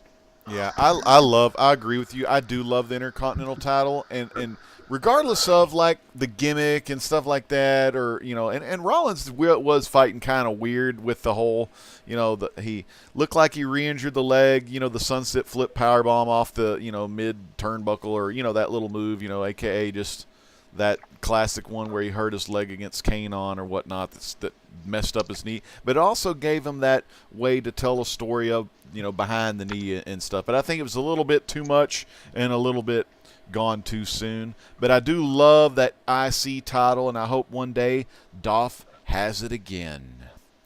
Damn. So how many? Oh, you gave it a 3 out of 5. And I gave it a 3 out of 5 as well, So the final match of the TLC review, and then we're going to kind of go in and talk to where we want to see the company go, since the announcement on Monday Night Raw was something pretty awesome. So let's see. Let's go to that last match. I am glad they ended with the ladies. This was one of my favorite matches I was looking forward to. Great surprise ending. It was Asuka versus Becky Lynch versus Charlotte Flair in a just normal TLC match. I loved where the kendo stick shots were coming in. I loved the Becky going through the freaking table on Charlotte. Like, that was just a lot of butt action going through that table and everything. I thought that was, and Charlotte just took it like the Flair she is. But man, great freaking match. I'm gonna go ahead and give this a 5-star match, and I want to see what Woodard has to say about the ladies. Legend, I do have one fun botch for you. All right. It's during Charlotte Flair's entrance. She's doing her whole entrance, and then she turns around and almost goes face first into the belt hanger. Dang. It's just her reaction on her face was priceless. It just ruined her whole entrance, and just her edge of her character that she's had lately just bonk right in her face. Becky, besides Angle's pop earlier, Becky is probably easily the most over person on the entire roster right now. It's just crazy that, it's awesome too, because I've liked her since, pretty much day one. It's just, I'm happy for her, but I'm a little nervous where they're going to go with her character, because I guess she's officially face again, because now Graves went from kind of praising her on her heel turn, and now Graves is burying her on the mic again and that stuff, so I guess she's officially face, but who knows. So hopefully they don't ruin this Becky push. I'm always a little nervous when, WWE gets these organic pushes on their hands that they don't know what to do with them. So we'll see what happens there, but for now, hopefully, Becky can continue this momentum she's had. I like how Asuka started using the code breaker. She had this cool, counter to a Charlotte Spear where she nailed a code breaker on her, so that was really cool. Charlotte going through the bottom corner of that table when it was leaned up against the corner, that looked pretty neck deadly to me. So I'm glad that Charlotte didn't get hurt worse on that one, because that looked pretty deadly. Was that the Beck-sploder that only broke the bottom part of the table? Yeah. Ooh, that would look tough. Yeah, Charlotte went like neck first in that table. Looked pretty devastating. Then Becky hits the Dublin Jam on the announce table, but Asuka rolls off, but she goes like bum first right into Charlotte. Ooh. So that couldn't have been good for the ribs either. My only criticisms of this match, besides the finish, was why did we... I understand they've used it in their feud and whatnot, but why on top of tables, ladders, and chairs, oh my, do we need kendo sticks? It may as well have been a TLCS match. Tables, ladders, chairs, and sticks. So I'm not sure why we needed kendo sticks on top of chairs and tables and ladders, but there you go. Then there's that botched barricade break where Asuka is supposed to eat a spear through the barricade, like the OMG moment in the video games, except the barricade like didn't break all the way. So like pretty deadly on Asuka. Charlotte must have been gassed at this point because when Becky went through the table, Charlotte just does what I call a barrel roll. Like she doesn't even jump; she just kind of falls forward. But nonetheless, it's still a decent looking spot. But the finish, I don't know. I understand the finish because Chad's been talking about long term booking all night. I think the finish of this match definitely has those. Not only Royal Rumble implications, but most likely WrestleMania implications too. So with Ronda interfering, pushing over the ladder with Charlotte and Becky on it, allowing Asuka to win. I'm glad Asuka got the title victory, but I don't know. I kind of wish it. I would have rather saw Ronda come in, just hit Becky with some devastating move, and then hit Charlotte with the cross arm breaker, maybe take her out of the match, or like put her in the submission while Asuka climbs the ladder. Instead of just coming lazily pushing over the ladder, so they both kind of just graze the top rope, and then they have to oversell that. I wish she would have did something a little more to really nail that statement in that she doesn't like these two, and most likely we're going to see the Battle of the Horsewomen eventually. But overall, I'm going to give this 4 out of 5. This was easily the match of the night, as any main event should be. But all three ladies went out there, they killed it. Wish the finish was a little bit different, but other than that, very satisfied with the match. Well, we got Bueller back. We got comics with Bueller. Bueller, we are on the main event match with Bueller's Beauties, Asuka, Charlotte, and Becky. What did you think about the main event? First thing, can you guys hear me okay? Sounding loud and clear, Great. my friend. What did he say? Hey, no. He's just kidding. It's glad to be back on here. Sorry about that, guys. I don't know what's going on. Hey, while you were gone, though, we had another super chat from Economics and Comics. Another $2 coming at us live from nowhere. And he says, Bueller, where are you? I want real Bueller, no robot. Oh. Well, here's the thing. Economics and Comics, this isn't a strip club, so go ahead and dig into your wallet. Grab a $10 bill, not $2, and throw that into the super chat, my friend. Damn. Oh, man. Well, somebody throw some water on Bueller. Cool him down. It's $1, man. You're not getting a 4-pack of toilet paper, and that's about it. So put that money on the table, my friend. Make it last a little bit longer. Make it rain, baby.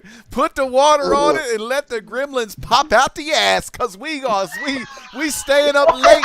We having chicken after midnight tonight, and things are going to get mighty green in here. All right, little Gremlins throwback. Good Christmas movie. What were we talking about?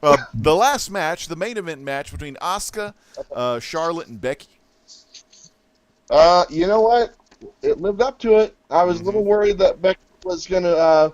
I didn't know for sure if she was cleared to wrestle. So I was like, oh, is she going to take a bump at the very beginning and kind of just, be off to the side for the whole match type thing? But I was happy. They had that little Chronicle thing like the day before to where it kind of highlighted her and said that she got cleared and everything. So that was really cool. So she got to fully jump into the match and do her thing. I thought it was great. I thought all three of these ladies are just an awesome wrestlers. I mean, you look at the female wrestlers on there, and I'm watching these ladies wrestle, and I'm reminded of like a Trish Stratus or a Lita and how good they were. And I think right now in the women's division, there's like 10 or 12 ladies that are all on that level or very close to that level. Mm-hmm. And I don't think they've ever had that at all at the same time, and I think they do right now. I like that Asuka got the victory. I think she should have got it a long time ago, honestly. And then the butt bomb. I mean, I sat there and I just like, oh, that had to hurt, man. Oh. Charlotte took some hits, and that her spear that Charlotte did on Asuka, she was at full bore, man, and just nailed her, and it looked brutal. And I thought all these women did great. You know, I thought it was a good match. I was happy that Asuka won. I didn't like the whole Ronda Rousey coming out thing, and then the kind of the weak ending as far as them falling off the ladder. I thought that was kind of, it didn't look like it hurt them at all type thing. They really played it up. You know, would have been cool if that was a spot like they fell through a couple tables or something like that. Mm-hmm. That would have had a little bit more weight to it. Thought it was a great match though. I really enjoyed it. The crowd was really into it. The crowd likes all three of the ladies that were in the match, you know. So I enjoyed that. All in all, really good way to end the night. There was a lot of matches I thought weren't that great, but this one, I'm probably going to give it a 4.5. All right, man. That's what I'm talking about, because I thought that was a 5. And real quick before we get to Chad, I want to talk about that spear through the barricade, and the barricade didn't break. It looked like by the barricade not breaking, it probably hurt both women even a little extra more. Hey, I got to tell you there, Legend, Economics and Comics gave you another $2 super chat, so you have enough money now to go buy a McGriddle at McDonald's I know, on the way home. I'm gonna have to. It's on the $2 menu. Get yourself one of those. See, Economics and Comics. Man, that's what I'm going to do. I'm going to do that one of these days. I'm going to go stop by McDonald's, maybe after work tomorrow night, in honor of Economics and Comics and all of his generous Super Chat donations, along with a $10 golden donation by Comics with Bueller. So Bueller likes the gold. Economics and Comics likes that blue label Super Chat donation. You heard it here first, comparing Super Chat donation colors to the colors of graded books, graded book labels. Chad, what did you think? Economics and Comics is the McGriddle of the YouTube community. Thank you, Economics and Comics. That $2 menu. Hey, but you know, I'll go to McDonald's all day, every day, Economics, as long as you keep them Super Chats coming, brother. But Chad, my friend, what did you think about the main event of TLC 2018? So, this was a 5. Oh, yeah. I thought overall this was an awesome match. And I mean, Bueller said the best, but Charlotte is selling everything. There was one point where she was screaming, and I was like, oh, wait, she might actually be hurt. Mm-hmm. And I'm loving the crazy aspect of it, too. When she goes a little nuts, like when nothing's working. And but the ending, I know you guys didn't like it. I'll say it one last time. Long-term narrative. It's going to pay off. And this match was awesome. I think it's great that Osaka won, and I like Becky being able to go full blow today. Yeah, that sounded terrible. But anyway. Oh, hey. Becky going full blow today, guys. I know, man. This is a wild TLC, baby. Tender love and care. Gone too soon. Future endeavors. All right, what up? Overall, 5. I'm done. 5 stars. 5 stars, TLC. All right, those are. I'm going to go ahead and I'll start with what I thought about the whole show. I'm going to go ahead and give this show a 3.5. I really liked a lot of the matchups. I mean, some of the things were kind of stupid, you know, but I am glad they opened the show with R-Truth and at least got that man some pay-per-view time, because I really like him. I wish they would do I say this every pay-per-view, I wish they would do a little bit more with Dolph. You know, I love Dolph Ziggler. Ziggler. I mean, back when I got on that Dolph train when he was fighting Luke Harper for the Intercontinental title with all their matches. I mean, he's just a tremendous worker, and I wish they wouldn't like just feed him to the new people that come on to the rosters. But, you know, if there's anyone that can get people over and make people look good in the ring, it's Dolph freaking Ziggler. Join the DZ World Tour today and make sure you'll listen to his comedy on the way. Let's go to Seawood 19. Dare to Defy, what did you think about the whole effing show? Damn! We just went Attitude Era, Woodard. Needs more Luke Harper. Yeah, it does. No, and for me, this was a two-match show. You know, obviously the women at the end, they stole the show. Well, I guess it was their show to begin with, honestly. Mm-hmm. And then Daniel, Bryan, and AJ, they gave it the darndest. Hopefully that feud continues. Everything else, I will probably forget about after we get done talking about it tonight. I really hope, you know, Chad keeps talking about long-term booking. I hope it's good long-term booking is, I guess, the point I was going to get across. Because right now, a lot of these feuds, I'm just not buying into, with the exception of the horsewoman stuff. I really hope we get, you know, if they're going to do eventually, you shake things up a bit, as Vince McMahon says. Vinnie Mac. And, you know, how long is it going to be before they do the next roster shakeup and be like, all right, we're going to take Becky, we're going to take Charlotte, we're moving them to Raw. So that way you have the WWE 4 horsewomen, and then they're all going to team up on Ronda, and then Ronda's going to get on the phone, call up General Manager William Regal. She's like, hey, can you send me 3 friends to help me out here on Raw? And then we're going to get that big feud finally, which hopefully will happen in 2019, because I feel like if it doesn't happen now, it's just going to lose a little bit of steam. So I think the time is right finally for the Battle of the Horsewomen. So we've got that, and then...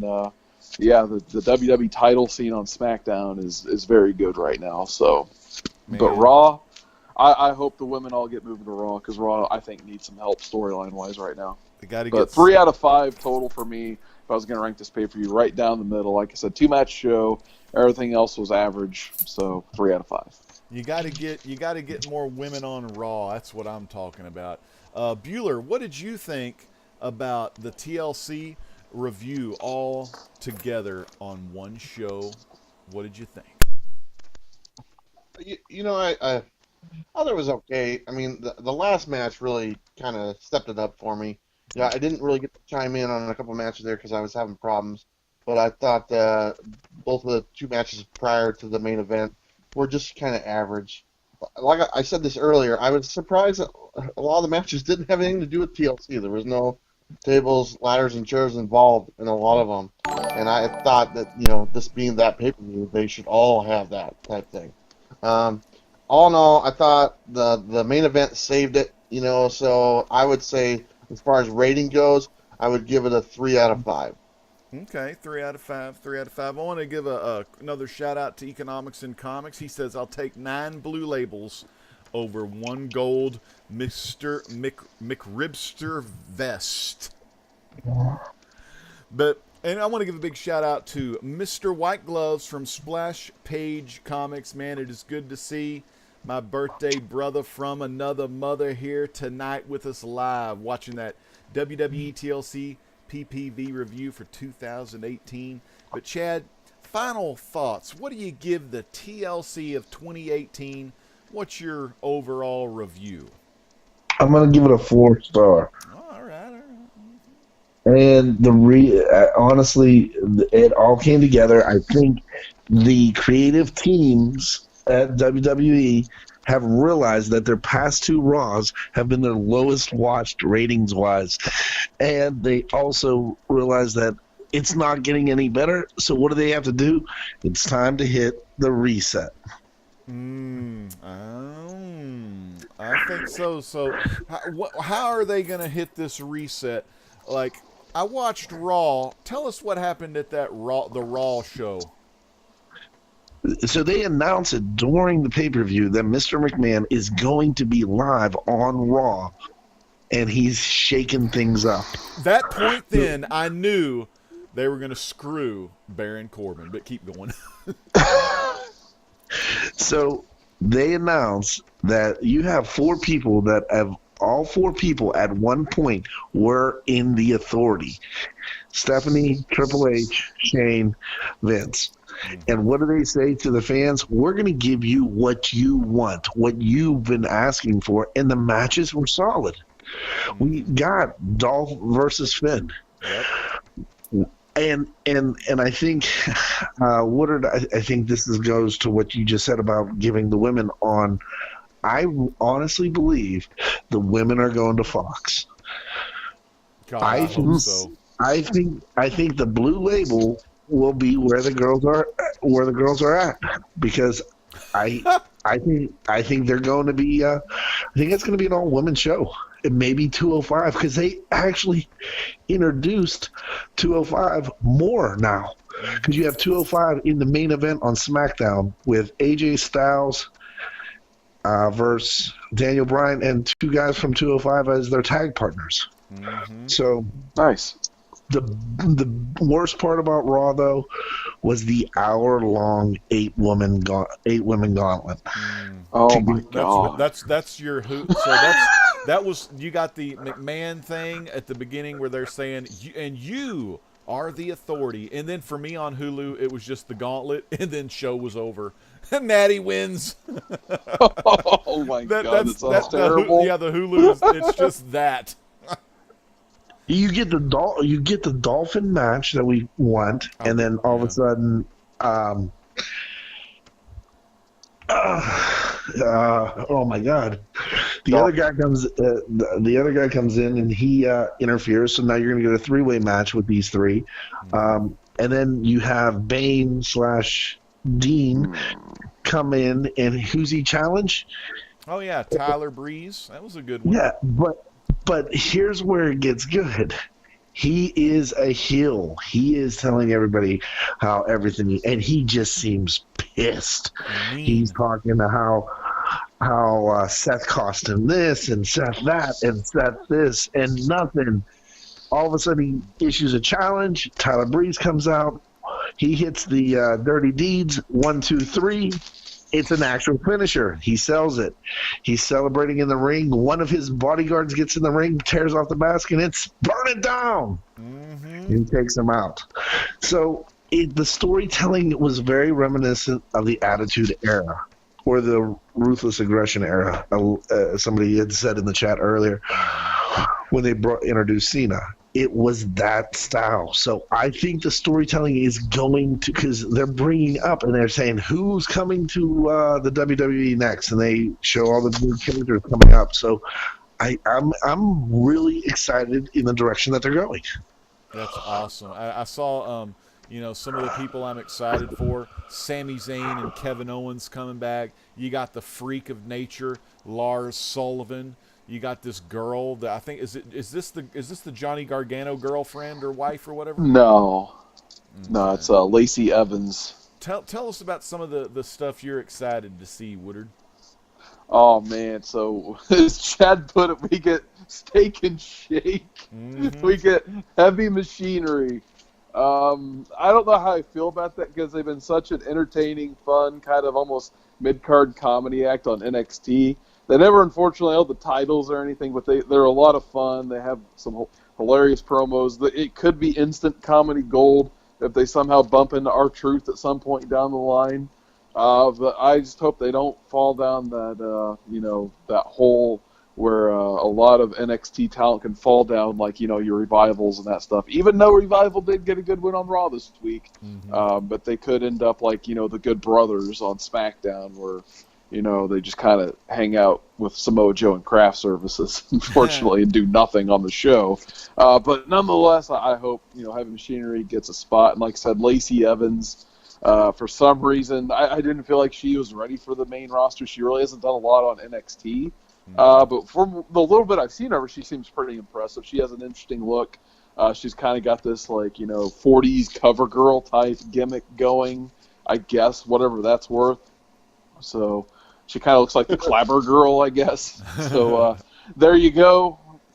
My guess is she's probably going to end up like a Dana Brooke type or something like that. So nothing too crazy there. I think the biggest news is EC3's coming to the main roster. That so one I was think a that's really good one. I think he's going to be an excellent fit for the main roster. I think he's going to get probably a pretty decent push because just his look. That's something, that Vince McMahon's going to go crazy over, I think. So I think, big things are in store for EC3. I was a little bit happy for him to get in and out of NXT kind of as fast as possible because they weren't really using him that well in NXT.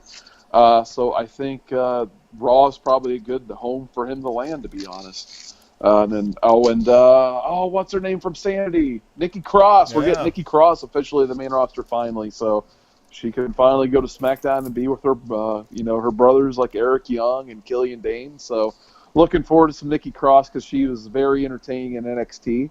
But in terms of just the shaking things up a bit, according to Vince McMahon, I'm just, I don't know. I have to see it to believe it. I want to see how they're going to build up, WrestleMania season starting with the Rumble. Sometimes, as we've known in the past, throwing more McMahons in a bad situation is not the right answer. I know we were excited this week. We probably got a cool ratings boost with Vince coming back, but having all of the McMahons on a united front, talking on TV for 20 minutes at a time, that just reminds me of like the worst of Raw during the Ruthless Aggression era, where you get the 20-minute Triple H promos, you get the 20-minute Stephanie promos. I always like seeing Vince and Shane, but I don't know. I'm not looking forward to seeing more of the McMahons on TV. I know Vince likes to come back for WrestleMania season, but I always feel like I like Vince as it's kind of been the last few years. He makes that one appearance, and it feels special. So I think, unfortunately, they're going to water themselves down real quick on that. They just did as a quick ratings grab, but we'll see. They had some interesting matchups and victories and change-ups in the storylines this week, like Chad said. So, you never know what's going to happen. So it could be good. Just depends. I mean, the Royal Rumble is going to be make or break for me in 2019 for wrestling. So last year we had a pretty good win with Asuka and Shinsuke Nakamura. So we'll see who they really push this year, because this is the first time going into the Royal Rumble. Like, I kind of don't know who's going to win the Royal Rumble this year. I think women's would probably be Becky Becky and Ronda going at Mania would be a pretty good matchup, I think. But for the men, I have no earthly idea. Maybe Drew McIntyre, if he's healthy, Braun Strowman, but I have no idea who they're wanting to win that Rumble this year. I think Bueller was right earlier. There are a lot of contracts that are coming up. You have that too. You have Young Bucks. You got Kenny Omega. You've got the Nightmare. All their contracts are up at the end of this month, and Vince hates it. Absolutely despises when somebody leaves and becomes successful. He wants them to come back so he can prove that they could have worked together. And that's one of Vince's downfalls. And trust me, when you saw AJ come out, and then that was awesome. Just to see when you have Rumble and you see the Young Bucks, or you see Kenny Omega, or even Jericho come back to start a feud with Omega, it's gonna be, and I'll quote economics and comics, sick. And speaking of economics and comics, he's still sick as can be, dropping the freaking super chats like no one's business. He says, have a great night, everyone. Merry Christmas. Sick. He dropped 10 $2 super chats tonight. Now, Bueller, what do you think about economics in comics? You know what? I think he's a good guy. And in case anyone isn't aware, me and him are friends, and we're just having a good time. And so if you haven't checked out his channel, everybody who's watching, do me a favor, go check it out, because Bill puts in a lot of work. He's got a lot of great knowledge, and we're probably going to have a little bit more fun as time goes on. So I want to just tell Economics and Comics, Bill, I appreciate him doing the Super Chats to the Legend show, because Legend has been here a long time, and he deserves the recognition, because he's put in the work as well. So I appreciate that. That's right. That being said, I want to talk about what I think about what wrestling is going to do. Yeah, man. Let's hear it, Bueller. What's your thoughts on the future, where WWE's heading? Here's the thing. They have probably the best in-ring talent they've ever had. And I'm talking about in-ring talent, just as far as the how good these guys can work. They may not have the best personalities like they had in the past, like a Stone Cold or The Rock or type thing. But as far as in-ring talent, I don't think they've had a better roster in the history of wrestling between the NXT guys and the Raw and the SmackDown. I mean, there's some other people that are out there that are on the independent circuit that are great, but as far as the whole package goes, they got some guys that just knock it out of the park. What they need to do is put the freaking championship on television. I'm sorry. Get it off Brock Lesnar. I love Brock Lesnar, but you got to have the belt on the show. Yeah. Not every couple months. That's something that's hurting them. I don't know if they realize it, but that's something that it's such an easy fix. Have a champion show up. Have there be a champion. Have there be a pursuit of that champion, and then have the two people, either, go back and forth as far as like the verbal battle or whatnot, and then pay it off in a pay-per-view. They've been lacking that for over a year, because I think didn't Lesnar have the title for a year, if I'm not mistaken? He had it too long. Longer. Yeah, it was just nuts. So I think if they could just use the roster that they have, the active roster that's there week in and week out, weed out a little bit of the fat, because they do have some people on the roster they don't need Nia Jax. But then what they need to do is build storylines around the title and around the other titles. Is there still a U.S. title holder? Is that still a thing? They don't defend that anymore, I guess? Make that something special. Yeah, Shinsuke needs to bring that dang title to the PPVs to defend it. Yeah, have that be a thing again. I loved when Cena was doing the open challenge thing every week with the U.S. title. That actually kind of gave the title a little bit of validity. The Intercontinental title is another great title. I can't tell you who the tag team champions are for Raw, because they don't really have any tag teams on there that are any good. So, what's the talent you got? Put the pieces together. I think with a little effort and stuff, and I think if they kind of loosen the reins and go a little bit more off script and let these people kind of show their own personality, I think it's going to be really good. I'm excited to see where it goes. I guess the next couple of weeks will tell. I mean, it's literally something they can change week by week. It could go from the way it is this week, and next week we could go right back to where it was 2 weeks ago, or they're going to make that change. I looked and saw the guys that they're bringing up. I thought about half of them I'm excited for, the other half I don't really care for, but you never know. So let's give them a chance. It's a good time to be a wrestling fan with the talent. Let's just hope they use it. You never know what's going to happen in the WWE. You never know what's going to happen on the Great Legend Show. And let's go down the line. And because, we're going to wrap it up, let's do some final thoughts and shout-outs. And I'm going to go right back to the best with the vest. Bueller, what you got going on this week? Now, you said you had something special you were going to be doing tomorrow with a certain special architect. So me and Sam's hanging out with me tomorrow. We're just going to go, we're going comic hunting. We're hitting up a shop up in the state of Washington, and they got a huge selection of $1.50 books, and I'm probably going to fill up a long box, so I'm picking up probably about 500 books tomorrow. God, that's so awesome. It'll be a lot of fun, and as far as videos are coming out, I don't know if you guys know this, but next week, there's hardly any comics coming out because it's the day after Christmas as the new comic day. Marvel only has 4 titles coming out next week, and then DC has 0 titles coming out, and then there's only a handful of independent titles.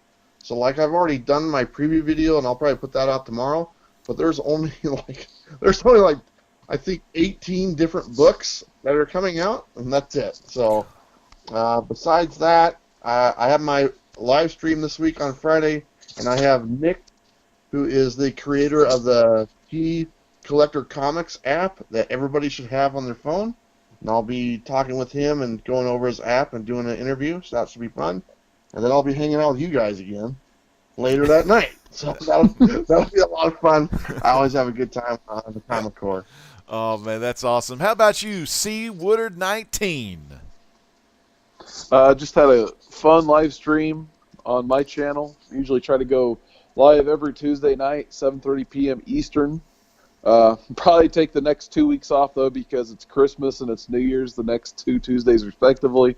However, I may be doing a live stream tomorrow around 10 p.m. Eastern, just having a birthday bash. There's been a little bit of interest from JP All About Comics. I know wants to do it, so I figured I might go ahead and just flip on the good old Google Hangouts tomorrow at 10 p.m. tomorrow and see if anyone wants to join me and maybe have a drink or two and see what happens. So other than that, I think I'm going to be on an auction next Wednesday as well on All About Comics channel. So not sure what time yet, probably about 9 p.m.-ish, maybe 8 p.m. Eastern. So check that out. And then once again, Bueller mentioned it, Comic Core, come nothing else, come see Bueller After Dark. And then eventually everybody After Dark for some reason. It's because you never know what's going to happen on the Comic Core, 10 p.m. Eastern, Friday nights. Man, you do never know what that core has in store. Chad, how about you, my friend? What's going on in the world of Comic Core? I'll tell you what's going on. Friday night's the hottest live show you're ever going to see. One of the greatest group collaboration efforts that has ever been brought together in the comic book community in all of the almost 10 years I've been here. And that guy, he had a vision, and it was to assemble a team of people that would bring the information to the front lines of the comic book community and have a lot of great times. Chad, what's going on, man? So Friday night is a special show. There's been a lot of chatter in the chatterbox talking about what we're going to discuss, our highlights of the year, and I think we've got a really good handle on the direction of the Comic Core is going next year. I think the panel is set. I think we've got a strong Sinister Six, and you never know what's going to happen on the Comic Core. We've got a lot of stuff in the mix, future C2E2, some special guests hopefully coming, even some puppets maybe for Bueller. But sometimes we're changing the format a little bit, and we're gonna have some fun and just chill and relax and talk it up in the community. I want to give a special and I just want to say thank you to Legend and Edwin for the amazing auction that you guys pulled off this weekend. Kudos to you for the amount that you guys have raised. I know you're going to do it again on Saturday, I believe. That's right. But you guys, you absolutely positively kicked ass. Bueller, I love what you do over there on your channel every single day. And Woodard, I was driving home today, and you brought a little bit of sunshine to me. So you three guys, thank you. And I love being a part of the WWE review. Man, I love you being here. I love Woodard. I love Bueller. I love all you guys. I love the chat, man. We had just crazy action going on in the chat. I want to give a big shout out to everyone that was in the chat tonight. We had Luis Ramirez. We had Fish Tropic. We had Comics with Bueller, C. Woodard 19. We had Comic Core Chad in the house. We had Economics and Comics with the insane super chat donations tonight. And Bueller, had his awesome super chat tonight as well. So I'm definitely going to do what Economics, said, and I'm going to pay it forward. I always try to do that, and you never know, I may be paying it forward with some Legends truth. That's one of my favorite ways to pay it forward, by dropping some of that knowledge like my main man Sam does on Comics with Bueller when they get together and talk about the history of Marvel and everything about that awesome Marvel age with Stan, Jack, and Steve Ditko, all the good and all the greats. We got big shout out to my buddy Mr. Gretzky 9966. Again, Sam's Tangled Web, as always, a pleasure having Sam here on the Great Legend Show. And we're gonna hook old Sam up with something one of these days real quick. Let's see what else we got going on here. We had Eazy-E Elijah from the New York Warriors. It was awesome to have Eazy-E, the Game Hunter, my big friend, my Texas brother, Double S Comics reader. He says near the end, he says, "Yo, Chad, hit him with the double bicep pose." That's that Leo Rush. He also says, "Legend, before you go, hit him with the Hulk 181." And said, "I would hit him with Hulk 181, but I don't have that book. And if I did, it would be at my dad's house because that's my dad's favorite characters, Wolverine, and another one he likes is Captain America." But we got Jeffrey Comic-Con Henson. I'm glad you're in the chat, Jeffrey. Make sure there's no other folks to shout out. I want to give another shout out to Jesus VM. Thank you for subscribing. But we got this Friday, we have Comic-Core, 9 Central. It's going to be an awesome show, kind of an end-of-the-year bash, if you will, on the Comic-Core. And that's going to be starting at 9 Central, 10 Eastern.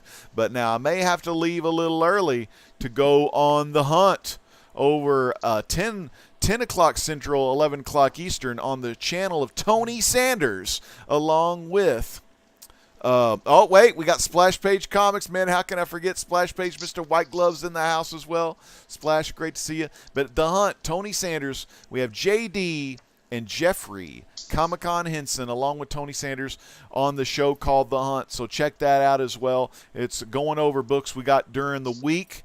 And, you know, we'll talk about them, see if we got some good deals on them, and just enjoy the passion for comics. So thank y'all, Jeffrey and JD and Tony Sanders, for inviting me to that. And then on Saturday night, we have Part 3, the final chapter of the 2018 Comic Book Community Hero Initiative live auction is going to be here on youtube.com/rdowdy95, The Great Legend Show. So make sure you come out for that. We've got some amazing pieces. I know there is a Gil Kane lithograph of Green Lantern, Hal Jordan, 1 of 500 of these were made, so that thing is going to just go crazy. I may bid on that myself, so that's going to be there. Edwin's going to be back. Justin's going to be back adding up the totals, so we're going to see if we can break $10,000 for the Hero Initiative. So we're excited. That's going to be happening, and then we'll see what happens the rest of 2018 on Comic-Core, on Comics with Bueller, C. Woodard 19, and The Great Legend Show. I'm your host. This is The Great Legend, saying peace out. God bless.